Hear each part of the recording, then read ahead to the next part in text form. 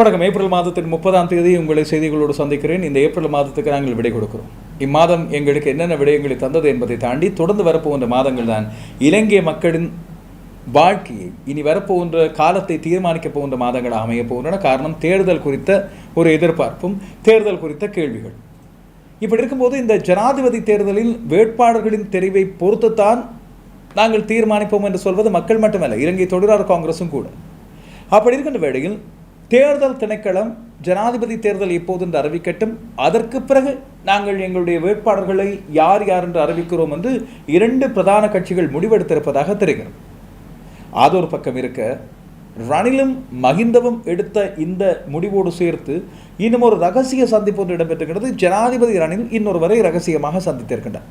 இது அதிகமாக சிங்கள வட்டாரங்களில் பேசப்படுகின்ற ஒரு முக்கியமான விடயம். அரசியல் வட்டாரங்கள் இதை பற்றி நன்றாக அறிந்திருக்கின்றன.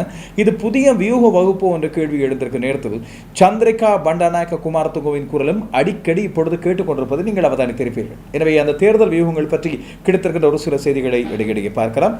கல்வி பொதுத்தராதர சாதாரண தர பரீட்சைகள் வருகின்ற 6ஆம் தேதி இன்னும் ஒரு வாரத்தில் ஆரம்பிக்க போகின்றன. அது குறித்த ஏற்பாடுகள் அத்தனையும் நடந்திருப்பதோடு முக்கியமான அறிவிப்பு ஒன்றும் வெளியாகி இருக்கின்றது. இதே போல இன்னொரு முக்கியமான அறிவிப்பு வானிலை அவதான மையத்தினால் வெளியிடப்படுகிறது. நேற்றும் இன்றும் சேர்த்த இந்த 48 மணி நேரத்தில் கடுமையான மழைப்பொழிவை நாட்டின் பல்வேறு இடங்களில் எதிர்பார்க்கலாம் என்று அதை பற்றி ஒரு அறிவுறுத்தல் கட்டாயமாக முக்கியமானது. குறிப்பாக மீனவர்களுக்கும் அதுபோல ஏனையோருக்கும் சேர்த்து அவை பற்றியும் தகவல்களை கொண்டு வருகிறது. இன்னொரு முக்கியமான விடயம், மே தினம் நெருங்கி வருகிறது. நாளைய தினம் மே தினம். இம்முறை மே தினத்தில் தனியான ஸ்பெஷல் ஒன்று. காரணம், 2 அல்லது 3 ஆண்டுகளுக்கு பிறகு நாடு ஓரளவு வழமைக்கு திரும்பி அரசியல் கட்சிகளும் தங்களுடைய மே தின கொண்டாட்டங்களை கொண்டாட்டங்களாக நடத்துவதற்கு இப்பொழுது தீர்மானித்திருப்பதாக தெரிகிறது.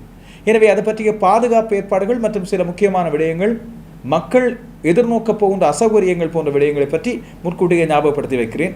அவை பற்றியும் தெரிந்து கொள்ளலாம் இந்த செய்திகள். இப்போது விரிவான செய்திகளுக்கு செல்வோம்.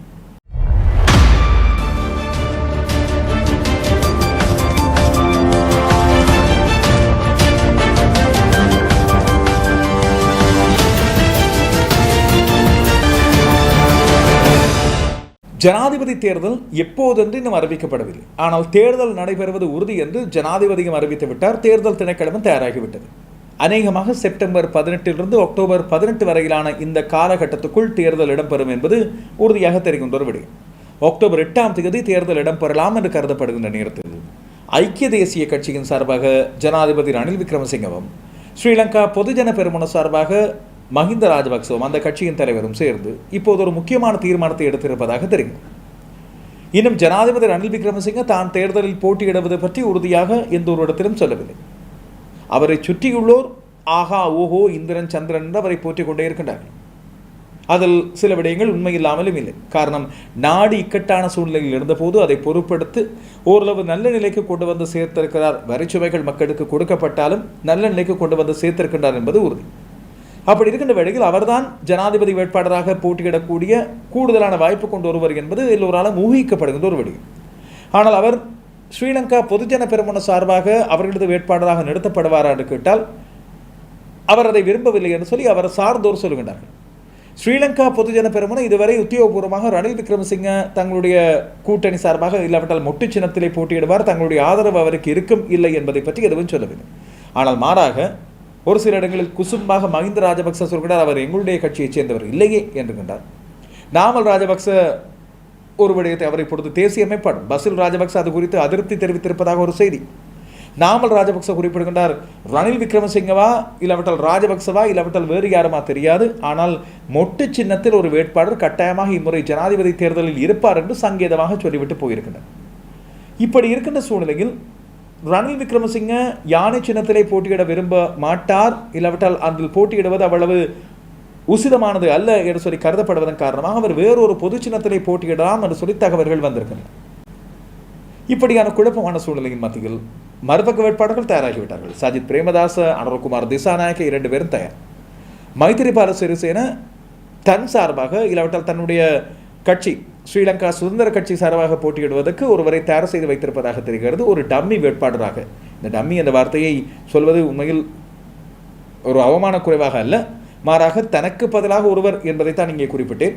விஜயதாச ராஜபக்ச நீதி அமைச்சரை தயார் செய்து வைத்திருப்பதாக தகவல்கள். இப்படி இருக்கும்போது மைத்திரிபால சிறிசேனவும் ஜனாதிபதி ரணில் விக்ரமசிங்கவும் ரகசியமாக சந்தித்திருப்பதாக ஒரு செய்தி வெளியாகி இருக்கிறது. இதில் என்னென்ன விடயங்கள் பேசப்பட்டன? இது தேர்தலுக்கான வியூகம் தானா, இல்லாவிட்டால் சில இக்கட்டான சூழ்நிலைகளை இப்பொழுது மைத்திரிபால சிறிசேன சந்தித்துக் கொண்டிருக்க போது ரணிலின் நீண்டகால எதிரி, சில காலத்தில் நண்பியாக இருந்த சந்திரிகா பண்டநாயக்க குமாரதுங்கவின் வியூகங்களை எதிர்ப்பதற்கு இவர் ஒரு வழியை சொல்லிக் கொடுத்திருக்கிறாரா? இப்படி பல்வேறு கேள்விகள் இங்கே எழுந்திருக்கின்றன. சந்திரிகா விடாமல் தொடர்ந்து மைத்திரிபால சிறிசேனவை தாக்கி வருகிறார்.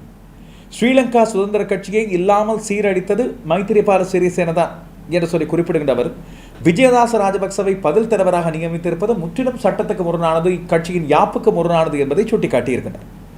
நீதி விடயங்களை நன்றாக தெரிந்த நீதி அமைச்சர் இப்பொழுது பதில் தவிசாளராக வந்திருப்பது பொருத்தமானதை அல்ல, அவருக்கே இது புரியவில்லை என்று சொல்லி தெரிவித்திருக்கின்றனர். அதுபோல மைத்திரிபால சிறிசேன போன்ற ஒருவரோடு சேர்ந்து தன்னுடைய நட்பெயருக்கு களங்கம் விளைவித்துக் கொள்ளக்கூடாத விஜயதாச ராஜபக்ச அவர் விலகிக் கொள்ள வேண்டும் என்று ஊடகவியலாளர் சந்தித்த வேளையில் நேற்று சொல்லியிருக்கிறார். இதுபோல ஸ்ரீலங்கா சுதந்திர கட்சியின் பதவி போட்டி இப்பொழுது பெரிய தீவிரம் அடைந்திருக்கிறது. பெரிய பெரிய கட்சிகள், இயங்க நிலையில் உள்ள கட்சிகளுக்கு கூட இல்லாத ஒரு பெரும் பிரச்சனை அண்மை காலமாக காணாமல் போயிருக்கின்றதாக கருதப்படுகின்ற ஒரு கட்சிக்கு வந்திருப்பது மிக கொடுமையானது. இப்படி இருக்கும்போது சந்திரிகாவின் நீண்டகால பகையை தீர்த்துக் கொள்ள ஒரு வழிகிட்டி இருப்பதாக கருதியே மைத்திரிபால சிறிசேனவை ஜனாதிபதி ரணில் விக்ரமசிங்க சந்தித்திருக்கலாம் என்று சொல்லி ஒரு பேச்சு இருக்கிறது. இதில் எவ்வளவு தூரம் உண்மை இருக்கிறதோ தெரியவில்லை. ஆனால் ஒன்று, சந்திக்காமலே 2 பேர் சேர்ந்து ஒரு முடிவை எடுத்திருப்பதாக தெரிகிறது. மைத்திரிபால சிறிசேனவை சந்திக்க முதல் ஜனாதிபதி ரணில் விக்ரமசிங்கவும் மஹிந்த ராஜபக்சவும் சேர்ந்து ஒரு முடிவை எடுத்திருக்கின்றார்கள். தேர்தலை உத்தியோகபூர்வமாக தேர்தல் திணைக்களம் அறிவிக்கும் வரை தங்கள் சார்பாக போட்டியிடுகின்ற வேட்பாளர்களை தாங்கள் அறிவிப்பதில்லை என்று முடிவெடுத்திருப்பதாக தெரிகிறது. இது நிறைய குழப்பங்களுக்கு முற்றுப்புள்ளி வைக்க இவர்கள் எடுத்திருக்கின்ற முடிவாக தெரிகிறது. என்ன, 2லும் சேர்ந்து ஒருவரை போட்டியிடலாம் ரணில் விக்ரமசிங்க, இல்லாவிட்டால் ஒரு பக்கம் ரணில் விக்ரமசிங்க போட்டியிடுவது உறுதி. அப்படி இருக்கும்போது மொட்டு கட்சி யாரை நிறுத்தி பார்க்க போகிறது என்ற பல்வேறு கேள்விகள் எழுகின்றன. தேசிய அமைப்பாளராக நாமல் ராஜபக்சவை நியமித்திருப்பதன் மூலமாக அவர் போட்டியிட மாட்டார் என்பது உறுதி செய்யப்படுகிறது. மஹிந்த நிச்சயமாக போட்டியிட முடியாது. பசில் ராஜபக்சவை போட்டியிட வைக்க மாட்டார்கள். எனவே அநேகமாக மொட்டு கட்சி ஒரு பொது சின்னம் ஒன்று எடுத்து மொட்டையும் பயன்படுத்தாமல் யானையையும் பயன்படுத்தாமல் ரணிலை இறக்கும் என்று பரவலாக அரசியல் வட்டாரங்கள் பேசுகின்றன. இதற்கும் நாங்கள் காத்திருப்போம் முடிவு வரும் வரை. இதேவேளையில் இம்முறை மே தினம் கடைகட்டப் போகிறது. பல்வேறு கட்சிகளும் பல்வேறு இடங்களை தேர்ந்தெடுத்து அங்கங்கே மே தினங்களில் தங்களுடைய கட்சியின் பலத்தை நிரூபிப்பது வழக்கம். நீண்ட பேரணி, அதிகமான மக்கள் திரளுவது யாருக்கு, மே தினத்தில் வைத்து சில முக்கியமான விடயங்களை உடைப்பார்கள், தங்களுடைய பலத்தை அறிவிப்பார்கள். இப்படியான பல்வேறு விடயங்கள் நடப்பது வழக்கம். இம்முறை ஆர்வத்தோடு பல பேரும் எதிர்பார்த்திருப்பது 3 முக்கியமான மேதின கூட்டங்கள். ஒன்று, ஐக்கிய தேசிய கட்சி. காரணம், தன்னோடு சேர்ந்திருக்கின்ற புதியவர்களையும் தன்னுடைய கட்சியோடு கூட்டணி வைத்து நெருக்கமாக வருகின்றவர்களையும் ஜனாதிபதி தலைமையிலான ஐக்கிய தேசிய கட்சி அறிவிக்கும் என்று எதிர்பார்க்கப்படுகிறது. 2வது, ஜேவிபி என்று அழைக்கப்படுகின்ற தேசிய மக்கள் சக்தி. காரணம், அவர்களுடைய பலம் அண்மை காலமாக பெருகிக் கொண்டே வருகிறது. இம்முறை ஜனாதிபதி ரணில் விக்ரமசிங்கவைக்கே டஃப் கொடுப்பார் என்று கருதப்படுகின்ற இந்தியாவின் மறைமுக ஆசீர்வாதமும் இருக்கின்ற அடிக்கடி வெளிநாடுகளுக்கும் போய் வருகின்ற அனுரகுமார் திசாநாயக்க எப்படியான கூட்டம் ஒன்றை சேர்க்கப் போகின்றார். இதில் சிறுபான்மை மக்களுக்கான இடம் எப்படி இருக்கும்? இப்படியான கேள்விகளோடு அவர்களது கூட்டம் எதிர்பார்க்கப்படுகிறது. 3வது முக்கியமான ஒன்று, இம்முறை ஸ்ரீலங்கா பொதுஜன பெரமுன வழமையாக அவர்களுக்கு திரள்கின்ற கூட்டம் இருக்கும். நாமல் ராஜபக்ச இம்முறை முன்னிலைப்படுத்தப்படுவார் என்று கருதப்படுகிறது. அதை பற்றி பெரிய அளவில் பெரிய அக்கறை கிடையாது. 3வதாக இருக்கின்ற ஒரு முக்கியமான கட்சி, இந்த கட்சிகளின் பெருமளவு வளர்ச்சியும் அதுபோல ஏனைய கட்சிகளுக்கு ஏற்பட்ட சலசலப்பு காரணமாக கொஞ்சம் அமுங்கி போயிருக்கின்ற தொலைபேசி சின்னத்தை கொண்ட ஐக்கிய மக்கள் சக்தி. சஜித் பிரேமதாசவின் கட்சி எப்படி தன்னுடைய மேதின கூட்டத்தை எங்கே நடத்தப் போகிறது, எப்படியான படத்தை காண்பிக்க வேண்டும். இதற்கிடையில் போலீசார் ஒரு முக்கியமான அறிவித்தலை கொண்டு வந்திருக்கின்றார்கள். இம்முறை மேதின கூட்டங்களில் ட்ரோன்களை பறக்கவிட்டு காணொலி எடுப்பதற்கு அனுமதி இல்லை. அனுமதி பெற்றுக்கொண்டுதான் ட்ரோன்களை பறக்க விடலாம் என்ற உத்தியோகபூர்வமான அறிவிப்பு வெளியாகி இருக்கிறது. இதன் மூலமாக கைது செய்வதிலிருந்து தவிர்த்து கொள்ளப்பட வேண்டுமாக இருந்தால் நிச்சயமாக இந்த ட்ரோன்கள் மூலமாக படப்பிடிப்புகளை இந்த மேதின கூட்டங்களை பற்றி எடுக்கவிருப்போர் போலீஸ் அனுமதியை முன்கூட்டியே பெற்றுக்கொள்ளுங்கள். அதேவேளையில் ஐக்கிய தேசிய கட்சி இம்முறை ஒரு முக்கியமான விளம்பரம் ஒன்றை பல சமூக வலைத்தளங்களிலும் கொடுத்திருப்பதாக தெரிகிறது. பிரபல இந்திய பின்னணி பாடகர்களை இறக்கி மாளிகாவத்தையில் ஒரு மிக கோலாகலமான கொண்டாட்டத்தை நடத்தப் போகிறார்கள் இந்த மேதின கூட்டமாக. எனவே நான் அதான் மேதின கூட்டங்களை கொண்டாட்டம் என்று சொல்வது இப்படியான விடயங்கள் தான். எனவே தங்களுடைய பலத்தை பிறப்பிக்க மட்டுமல்ல, இது தென்னிந்திய பாடகர்களை இறக்கியிருப்பதன் மூலமாக மாளிகாவத்தை பகுதியில் உள்ள தமிழ் பேசும் மக்களின் வாக்குகளை குறிவைத்து இந்த வியூகம் எடுக்கப்பட்டிருப்பதாக தெரிகிறது. பொதுவாக ஐக்கிய தேசிய கட்சிக்கு பெரும்பான்மை வாக்குகளை விட கொழும்பை பொறுத்தவரையில் சிறுபான்மை வாக்குகள் அதிகமாக கிடைக்கும் தமிழ் பேசுவோர் நிறைய வாக்களை வழங்குவார்கள். மாளிகாவத்து என்பது முஸ்லீம் மக்கள் செறிந்து வாடும் ஒரு பிரதேசம். அருகே மருதானையும் இருக்கின்றது. அங்கேயும் முஸ்லீம் தமிழ் மக்கள் நிறைய பேர் இருக்கிறார்கள். நவகம்புர, கிராண்ட் பாஸ், கொட்டாஞ்சேனை, மட்டக்குடி என்று சொல்லி தமிழ் பேசும் மக்கள் அதிகமாக செறிந்து வாழ்கிற இடங்களில் அவர்களது வாக்களை குறிவைத்து இம்முறை வாக்கு வேட்டையை நடத்த ஐக்கிய தேசிய கட்சி இந்த முடிவெடுத்திருப்பதாக தெரிகிறது.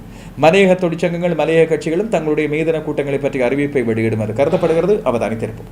இலங்கை யுத்தத்திலே சிக்கியிருந்த காலத்தில் மிக முக்கியமாக இலங்கையை பற்றிய உண்மையான செய்திகளை சரியான முறையில் அறிந்து கொள்ள வழியேதும் இல்லாமல் இருந்த பலருக்கு நிச்சயமாக உண்மையாக நடக்கின்ற விடயங்கள், அதுபோல ஓரளவு பரந்தபட்சமான பாரபட்சம் இல்லாத விடயங்களை கொண்டு வந்தவர்களில் மிக முக்கியமான ஒருவர் சிவராம் என்ற பெயரோடு அழைக்கப்பட்ட நாங்கள் பாசமிகு தராக்கி அண்ணன் என்று அழைத்த ஒரு மூத்த ஊடகவியலாளர். தமிழ் நெட் என்ற ஒரு இணையதளம் மூலமாக துணிச்சலான பல்வேறு செய்திகளை ஆங்கிலத்திலும் கொண்டு வந்த ஒரு இவரது செய்திகள் ஆங்கிலத்தில், தமிழில், சிங்களத்தில் என்று வெளிவந்த போது பல பேர் கிரி கொண்டிருந்தார். போலி, புரட்டான, பொய்யான செய்திகள் பலவற்றை உடைத்து போட்டது இவரது செய்திகள். அந்த காலத்தில் வேடிக்கையாக பேசுவார்கள். இராணுவ தளபதியும் பாதுகாப்பு அமைச்சரும் தராக்கியின் தமிழ்நெட் செய்திகளை பார்க்காமல் காலையிலே கழிப்பறை கூட போவது கிடையாது என்று சொல்லி. காரணம், அவ்வளவு பயம் அவர்களுக்கு. என்ன நடக்கிறது என்ற உண்மைகளை புட்டு வைத்து வருவது. தமிழீழ விடுதலை புலிகளின் ஒரு ஊடக பரப்பு அம்சமாக அந்த தமிழ்நெட் செயற்பட்டது குற்றம் சுமத்துவோரும் பல பேர் இருந்தார்கள். ஆனால் ஊடக பரப்பில் துணிச்சலாக இயங்கிய ஒருவர், அதுவும் கொழும்பிலே இருந்து செயற்பட்ட ஒருவர். அவரது உயிருக்கு பல அச்சுறுத்தல் இருந்த போதிலும் கூட தொடர்ச்சியாக செயற்பட்ட ஒருவர் இறுதியாக வெள்ளைவானால் முடிக்கப்பட்டார். அவரது கதை முடிக்கப்பட்டது. அவரது குரல் நசுக்கப்பட்டது வெள்ளைவான் காரணம்.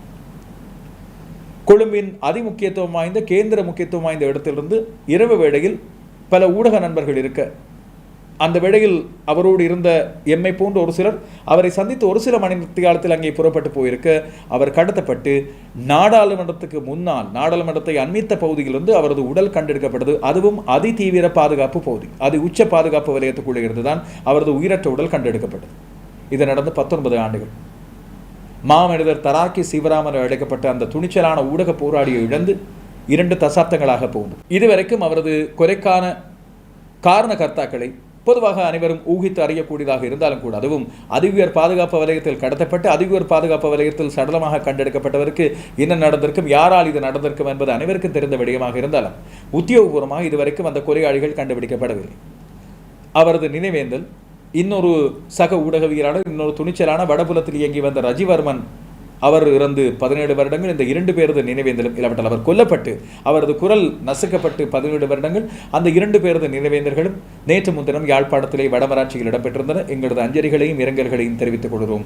நீங்கள் மறைந்தாலும் நீங்கள் கொடுத்த அந்த சேவைகளும் மக்களுக்கு வழங்கிய தமிழ் தேசியத்துக்கான அந்த ஊடக பணியும் உண்மையில் பாராட்டக்கூடிய ஒன்று, எப்போதும் நினைவில் இருத்தக்கூடிய ஒன்று.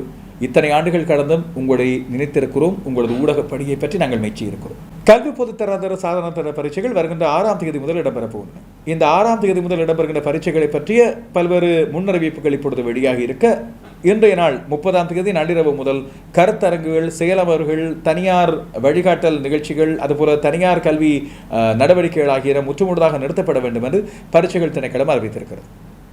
எனவே இன்றைய நாளோடு நீங்கள் பரீட்சைகளுக்கான தயார்படுத்தல்களை மேற்கொள்வது தனித்தனிப்பட்ட முறையில் இந்த பரீட்சைகளுக்கான தயார்படுத்தல்களை மேற்கொள்ளலாமே தவிர, இனிமேலும் தனியார் வகுப்புகள், அதுபோல ஏனைய இடங்களில், பொது இடங்களில் இந்த வகுப்புகள் போன்றவற்றை நடத்துவது முற்றுமுழுதாக தடை செய்யப்படுகிறது என்று பரீட்சைகள் திணைக்களம் அறிவித்திருக்கிறது. இதை மீறுவோருக்கு எதிராக கடும் சட்ட நடவடிக்கை மேற்கொள்ளப்படும். அதுபோல மாதிரி வினாத்தாள்களை இனி யாரும் வழங்க முடியாத என்ற விடயங்களும் இப்பொழுது வெளிப்படுத்தப்படுகின்றன. இணையம் மூலமாகவும் இப்படியான செயற்பாடுகள் முற்றுமுழுதாக நிறுத்தப்பட வேண்டும் என அறிவிக்கப்பட்டுள்ளது. இதுவேளை பரீட்சையோடு தொடர்பட்ட இன்னொரு முக்கியமான விடயம், வெலிகம பிரதேசத்தில் உள்ள தனியார் மகளிர் பாடசாலை ஒன்றில் நேற்றைய நாளில் தீ விபத்து ஒன்று ஏற்பட்டது.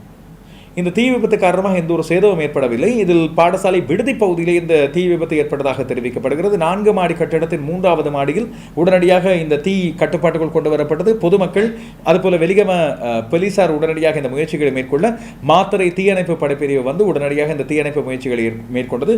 தீ கட்டுப்பாட்டுக்குள் கொண்டு வரப்பட்டது. ஆனால் இப்போது இது மர்மமாக பொதுமக்களால் பார்க்கப்படுகின்ற ஒரு விடயம், இதே தனியார் மகளிர் பாடசாலையில் கடந்த மார்ச் மாதம் 3ஆம் தேதியின் தீ விபத்து ஏற்பட்டதாக தெரிகிறது. இதுவரை அதற்கான காரணங்கள் கண்டறியப்பட என்று சொல்லப்படுகிறது. வானிலை அவதான மையம் கொடுத்திருக்கின்ற மிக முக்கியமான ஒரு தகவல், குறிப்பாக நேற்றும் இன்றும், அதாவது 29 மற்றும் இன்றைய நாளில் 30ஆம் தேதி ஆகிய நாட்களில் பலத்த மின்னல் தாக்கத்தோடு கூடிய மழை தொடர்ச்சியாக பெய்யும், கடும் மழை பொழியக்கூடிய பல்வேறு இடங்கள் அடையாளம் காணப்பட்டிருப்பதாக இந்த திணைக்களத்தின் அறிவிப்பு வெளியாகி இருக்கிறது. மேல் மாகாணம், மத்திய, தென், சப்ரகமுவ மாகாணங்கள், ஊவா மாகாணம், வடமேல் மற்றும் வடமத்திய மாகாணங்கள் மட்டுமல்லாமல் மன்னார் மாவட்டத்தின் ஒரு சில இடங்களிலும் மாலை வேளையில் தொடர்ச்சியான இடியுடன் கூடிய மழை பொழியும் என்று அறிவிக்கப்படுகிறது. இந்த 48 மணித்தியாலம் கடும் மழை பொழியக்கூடிய வாய்ப்பு இருப்பதாக அறிவிக்கப்பட்டுள்ளது. எனவே அவதானத்தோடு இருக்குமாறும் அதுபோல கடற்றொழிலுக்கு செல்வோர் மிகுந்த அவதானமாகவும் தொடர்ச்சியாக வானிலை அவதானிப்புகளை அவதானித்து செல்லுமாறும் அறிவிக்கப்பட்டிருப்பது முக்கியமானது. வானிலை அவதானிப்பை போல அண்மை காலத்தில் நாங்கள் தொடர்ச்சியாக அவதானித்துக் கொண்டு வருகின்ற விடயம் இந்த வாகன இறக்குமதிகளுக்கான வரி விலக்கு நீக்கம், அதுபோல வாகன விலைகள் குறையும் என்று அண்மையில் ஒரு தனியார் வாகன இறக்குமதி நிறுவனம் ஒன்று வெளியிட்ட விளம்பரம் ஒன்றில் வாகனங்களுக்கான பெறுமதி மிக குறைக்கப்பட்டதாக, நேரடி இறக்குமதிக்கு தாங்கள் அனுமதி வழங்கியிருப்பதாக சொல்லப்பட்டது. அதாவது வரிகளை தொடர்ச்சியாக செலுத்துவோருக்கு இந்த வாய்ப்பு வழங்கப்படும் என்று அறிவிப்பு வெளியாகி இருந்தது. இப்போது அரசாங்கத்தின் பக்கமிருந்து இது பற்றிய கேள்விகளை கேட்ட வேளையில் வாகன இறக்குமதிக்கு விதிக்கப்பட்டுள்ள தடையை நீக்குவதற்கு தாங்கள் தீர்மானித்திருப்பதாக தெரிகிறது. இதன்படி 2025 அடுத்த வருடத்தின் ஆரம்பத்திலோ இல்லாவிட்டால் இந்த வருடத்தின் இறுதியிலோ அதற்கான சந்தர்ப்பங்கள் ஏற்படும் என்று சொல்லி தெரிவிக்கப்படுகிறது. வருமான வரி தொடர்ச்சியாக செலுத்துவோர், அதுபோல வாகன இறக்குமதிகளுக்கான வரிகளை சரியாக செலுத்தி பெறுவோர் ஆகியோருக்கு சலுகைகளை ஏற்படுத்துவதன் மூலமாக இந்த வருமான வரி இலக்குகள் கணிசமான இலக்குகளாக அடையப்படலாம் என்றும் அதுபோல நாட்டுக்கு போதுமான வரி வசதி ஏற்படுத்திக் கொள்ளலாம் என்றும் தெரிவிக்கப்படுவதாக சொல்லப்படுகிறது. இது பற்றி நிதி அமைச்சு தீவிர கவனம் செலுத்தி வருவதாக சொல்லப்படுகிறது. இன்னொரு பக்கம் இன்னும் ஒரு செய்தி, அண்மை காலமாக வெளிவருவதும் நிறுத்தப்படுவதும் நிறுத்தப்படுவதுமாக இருந்த ஒரு விடயம், நாகைப்பட்டினத்துக்கும் காங்கேசன் துறைக்கும் இடையிலான கப்பல் சேவை ஆரம்பித்து பின்னர் படிப்படியாக குறைக்கப்பட்டு நிறுத்தப்பட்டது. இப்போது வருகின்ற மே மாதம் முதல் இது மீண்டும் ஆரம்பிக்கப்படும் என்று இப்பொழுது அறிவிக்கப்படுகிறது. மே மாதம் 13ஆம் தேதி முதல் மீண்டும் நாகைப்பட்டினம் காங்கேசன் துறைக்கான கப்பல் சேவை இடம்பெறும் என்று அறிவிக்கப்பட்டிருக்கின்றது. பல வருடங்களாக இலங்கைக்கும் இந்தியாவுக்கும் இடையிலான கப்பல் போக்குவரத்து இடம்பெற வேண்டும். இதன் மூலமாக வர்த்தக நடவடிக்கைகளும் விருத்தியாகும், அதுபோல பயணிகளுக்கு இடையிலான தொடர்புகளும் அதிகரிக்கும் என்று கருதப்பட்ட வேளையில் தொடர்ச்சியாக மேற்கொள்ளப்பட்ட இந்த கோரிக்கைகளின் அடிப்படையில் கடந்த அக்டோபர் மாதம் 2023ஆம் ஆண்டு அக்டோபர் மாதம் நாகைப்பட்டினத்துக்கும் இலங்கைக்கும் இடையிலான கப்பல் சேவை ஆரம்பிக்கப்பட்டது. செரியபாணி என்ற பெயரோடு ஆரம்பிக்கப்பட்ட இந்த கப்பல் சேவை நரேந்திர மோடி மற்றும் இலங்கை ஜனாதிபதி ரணில் விக்ரமசிங்க ஆகியோருக்கு இடையிலான நட்புறவு காரணமாக ஏற்பட்ட ஒரு முயற்சி என்று பாராட்டப்பட்டது. ஆனால் பெரிய அளவில் வரவேற்பு இல்லாத காரணத்தால் இது நிறுத்தப்பட்டது. இப்போது மீண்டும் ஆரம்பிக்கப்படுகிறது. கட்டணங்கள் அதிகம், அதுபோல இதன் ஒழுங்கமைப்புகள் சீரானதாக இல்லை, பொதுமக்களது வரவேற்பு பெரிய அளவில் இல்லை என்று பல்வேறு காரணங்கள் சொல்லப்பட்டிருந்தன. இப்போது இது மீண்டும் ஆரம்பிக்கப்படும் வேளையில் இந்த குறைபாடுகள் எல்லாம் நீக்கப்படுமா என்ற கேள்வியோடு மக்கள் பார்த்திருக்கின்றனர். இதேவேளை இந்தியாவை பற்றி இன்னொரு செய்தியும் வெளியாக இருக்கிறது. இதை பற்றிய உறுதிப்படுத்தலுக்காக காத்திருக்கிறேன். மத்தளை விமான நிலையம் சீனாவின் நிதியுதவியோடு இலங்கை உருவாக்கப்பட்டது. இப்போது அந்த விமான நிலையத்தின் மேம்பாட்டு பணிகளை மேற்கொள்ளவும் அதன் முகாமைத்துவத்தை பார்த்துக் கொள்ளவும் இந்திய நிறுவனம் ஒன்றுக்கு இது குத்தகைக்கு விடப்படலாம் என்ற செய்தி ஒன்று வெளியாகி இருக்கிறது.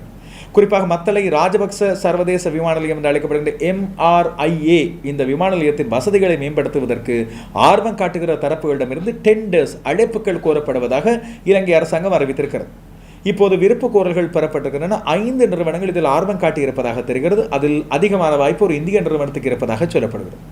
எனவே சீனாவிடம் போர்ட் சிட்டி, இந்தியாவிடம் மத்தளை, இப்படி பல்வேறு இடங்கள் மாறிக்கொண்டே இருக்க சீனாவுக்கும் இந்தியாவுக்கும் இடையிலான ஒரு கேந்திர முக்கியத்துவம் வாய்ந்த போட்டி மத்திய நிலையமாக இலங்கை மாறிக்கொண்டு வருகிறது என்று நீண்ட காலமாக சொல்லப்பட்டு வந்தது. அது இப்போது நிரூபணமாகிக் கொண்டே இருக்கிறது. போர்ட் சிட்டிக்கு முன்னால் ITC என்ற ஹோட்டலும் வந்திருப்பதை பற்றி நீங்கள் அறிந்திருப்பீர்கள். அவைதான் இன்றைய நாளின் முக்கியமான செய்திகள். விவரங்கள் மேலதிக புதிய செய்திகள் கிடைக்கும் போது உங்களை சந்திக்க காத்திருக்கிறேன். முன்கூட்டிய தொழிலாளர் தின வாழ்த்துக்கள் உங்கள் அத்தனை பேருக்கு.